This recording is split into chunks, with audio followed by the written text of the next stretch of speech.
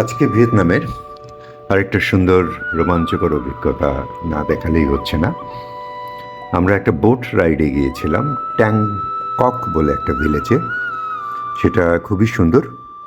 প্রথমে আমাদেরকে একটা আন্ডারগ্রাউন্ড পাসের মধ্যে দিয়ে নিয়ে যাওয়া হয়েছিল ফেরিঘাটে। সেই যাওয়ার রাস্তাটাও আসলে ছিল খুবই সুন্দর, চমৎকার, লাইট দিয়ে সাজানো। তারপর ক্রমশ আমরা আরেকটা সিঁড়ি দিয়ে উঠে ফেরিঘাটের দিকে এগিয়ে যেতে থাকি। এই যে ফেরিঘাটটা, নদীটা দেখে মনে হচ্ছে যে খুব একটা ছোট্ট নদী। ওই যে দূরে ফেরিঘাটটা দেখা যাচ্ছে, মনে হতে পারে যে এটা কি এমন রোমাঞ্চকর অভিজ্ঞতা হতে পারে, কিন্তু আসলে বোট রাইডটা নেওয়ার পরে বোঝা যায় যে এটা কি। আমাদের গাইডরা এই যে আমাদেরকে একটা সুন্দর রাস্তা দিয়ে খুব শৃঙ্খলার মধ্যে দিয়ে নিয়ে যাচ্ছিল। এখানে প্রচুর মানুষ যায়, কিন্তু এত সুশৃঙ্খল এদের ব্যবস্থা যে কোনো ভিড়ভাট্টা কোনো কিছুই হয় না। যাওয়ার আগে আমাদেরকে একটা জায়গায় বসিয়ে গাইড আমাদেরকে কিছু ইনস্ট্রাকশন দেয় কিভাবে যেতে হবে। বলে যে কোনো কোনো জায়গায় খুব নিচু ছাদ আছে, সেখানে যেন আমরা মাথা নিচু করে বসি। তারপরে আমাদেরকে ফেরিঘাটের দিকে নিয়ে গেল। আমাদের নির্দিষ্ট যে বোট, সেটা নাম্বার ছিল 273। এই যে আমরা 273 নাম্বার বোটে উঠে পড়ছি। খুবই সুন্দর অ্যারেঞ্জমেন্ট। গাইড প্রত্যেককে বোটে তুলে দিয়ে তারপরে সে নিজে আমাদের সাথে বোটে ওঠে। আমরা বোটে ওঠার পর আমাদের বোট ছেড়ে দেয়। চারদিক থেকে প্রচুর নৌকা চলতে থাকে।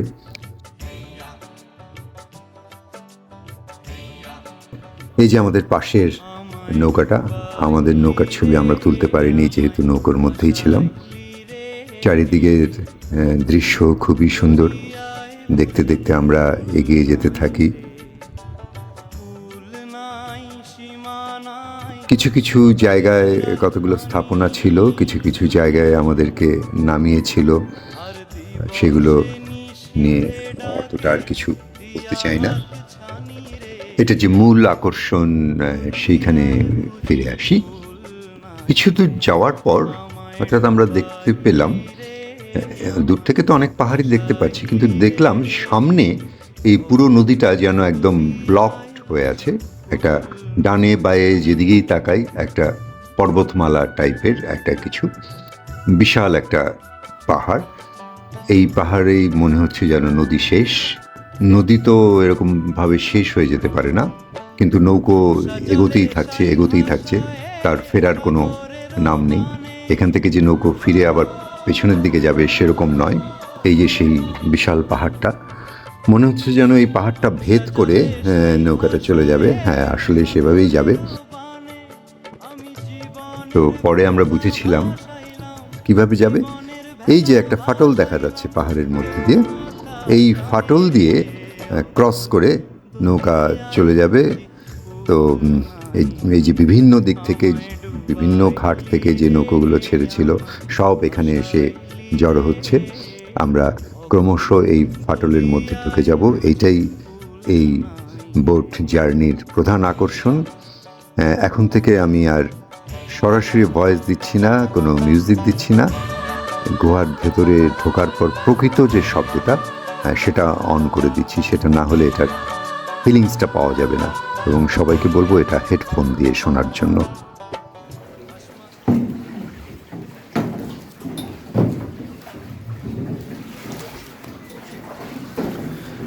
এটার ভেতরে ঢুকে আসলে একটু গা ছমছম করছিল সবারই বোধহয়। কেউ কোনো কথা বলছিল না, শুধু ছলাৎ ছলাৎ জলের শব্দ।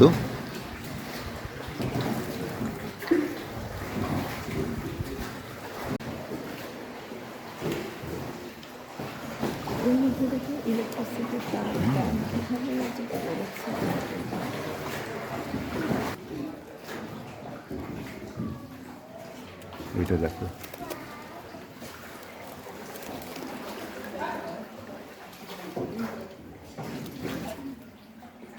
স্পাইক আছে এখানে আবার একটা। তারপরও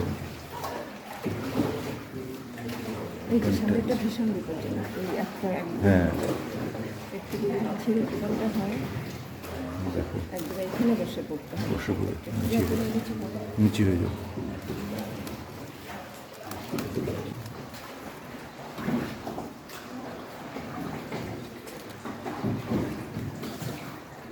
এই পাহাড়ের তলদেশ দিয়ে গুহার ভেতর দিয়ে জার্নিটা যখন শেষ হয়ে গেল, যখন বেরিয়ে এলাম, তখন একটা অদ্ভুত ফিলিংস হলো। মনে হলো যেন আমরা এক রাজ্য থেকে, মানে এক পৃথিবী থেকে বের হয়ে এসে আরেক পৃথিবীর মধ্যে প্রবেশ করলাম।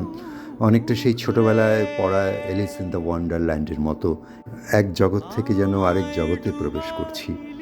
আসলে এই ফিলিংসটা, ওই মুহূর্তের ফিলিংসটা আসলে বুঝিয়ে বলার নয়। ভাষাইলি রে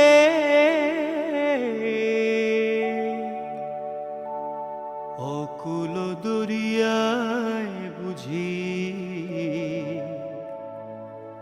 কুল নাই রে, আমায় ডুবাইলি রে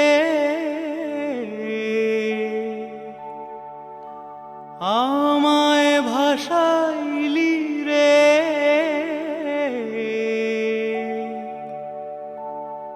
অকুল দরিয়ায় বুঝি কুল নাই রে। কিছু দূর যাওয়ার পর দেখি এরকম আরেকটা পাহাড়।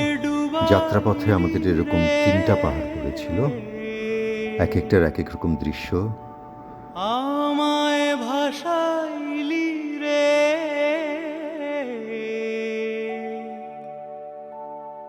অকুল দরিয়ায় বুঝি তোমার তাকালে মনে হচ্ছে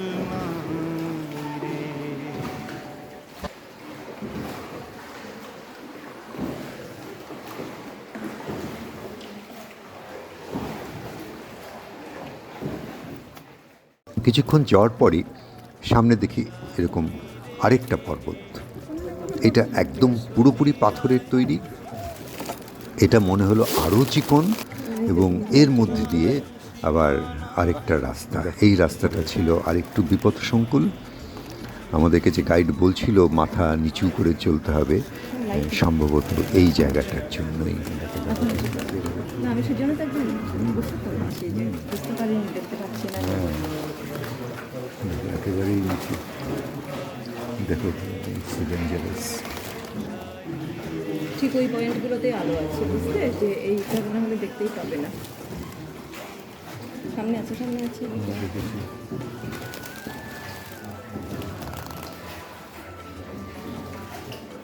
ঠিক ওইভাবেই যাচ্ছে যেন